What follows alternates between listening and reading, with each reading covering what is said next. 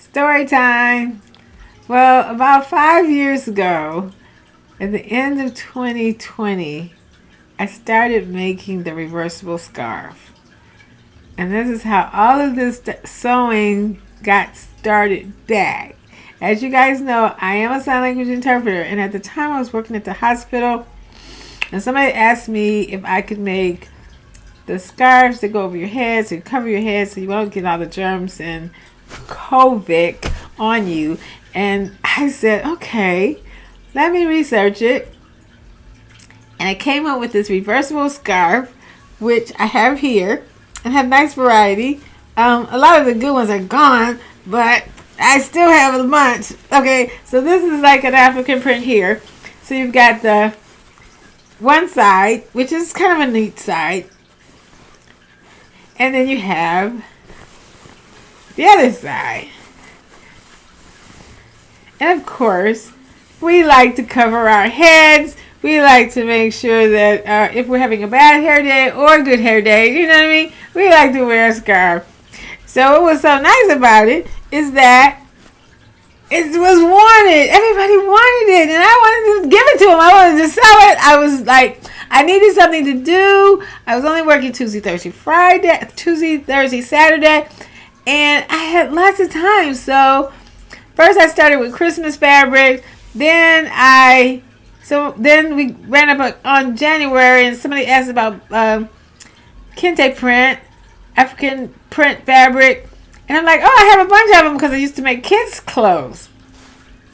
And so I had buckets and buckets and buckets of fabric because I'm a seamstress, you know what I mean? Sewers buy fabric even though they don't use it, but they buy it.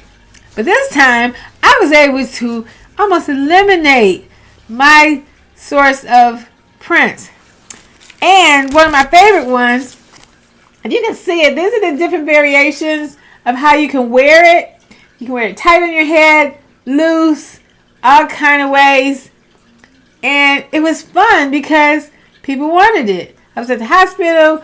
I would go around from floor to floor asking people if they wanted to buy it. Well, and I didn't do it by myself because there was this wonderful person that took me around the different floors and helped me sell it. And I sold them for 2 years, almost 2.5 years.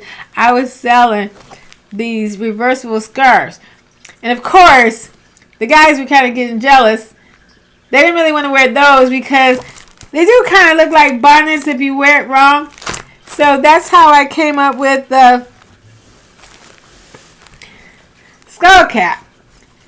And the skull cap is kind of neat because it's unisex. So you can wear it, and at that time I put these little tabs on there so that you could put your mask in there without putting it around your ear, which if you can remember, putting that mask around your ear, it started to kind of So, but the nice thing about this, you can tie it, make it tighter. Of course, you can be very creative. It had the terry cloth inside, so that would hold the sweat. So if you were sweating, it would hold it. I don't have one. Of course, I don't have one close by. And but of course, it's really neat. I have them in denim. I have them in cloth. I have them in African print. I have multi prints. One thing about these, which was really fun, I would kind of mix it up. So you had a print that goes around. Then these were different prints. And it kind of coordinated, kind of nice. But it is unisex. Men can wear it. Ladies can wear it. What's so nice, you can tuck it, turn it to the side. If you remember my post a couple of days ago, my cousin Maddie Ruth, she had one on the denim, and it kind of looked classy.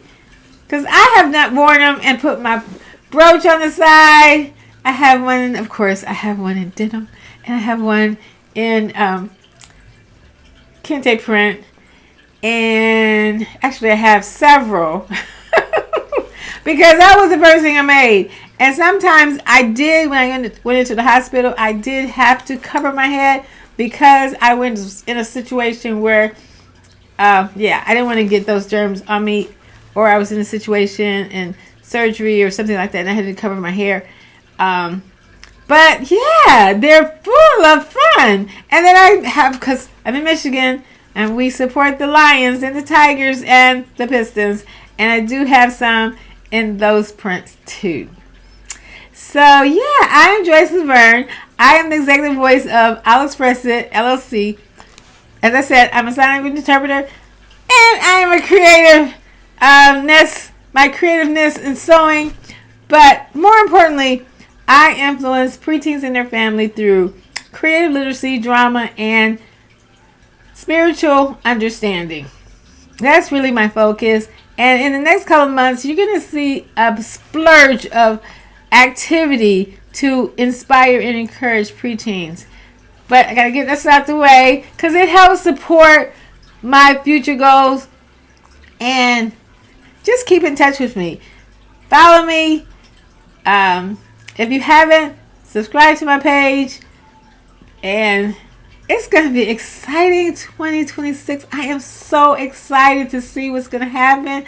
It's going to be fire! But anyway, so this is how my sewing started.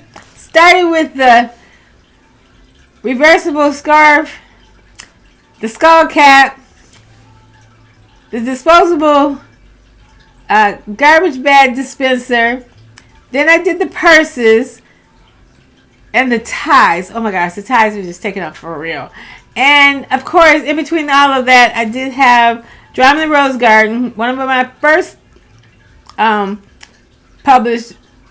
publications.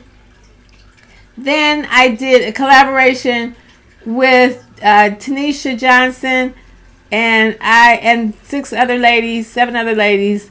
Hush, breaking the cycle. Hush, breaking the cycle of silence. Hush, breaking the silence of. What was the title? Hush, breaking the cycle of silence. Sexual abuse. I think that's the title. Anyway, that was a blunder. Anyway, so, and I also have greeting cards, and I have my poster, my signature poem. I'll strive to be successful. So I've been doing a lot the last 5 years, and I am so excited, and I am having a ball. And of course, stay tuned. Because yes, we've got something coming up real soon. And just keep following me. And you'll see what I'm doing, where I'm going. And you can support me in any kind of way you can. Because I need it.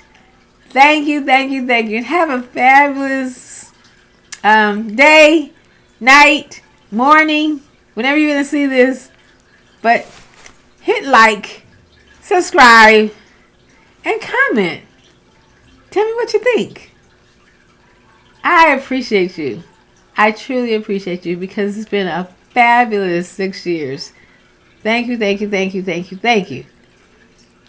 All right.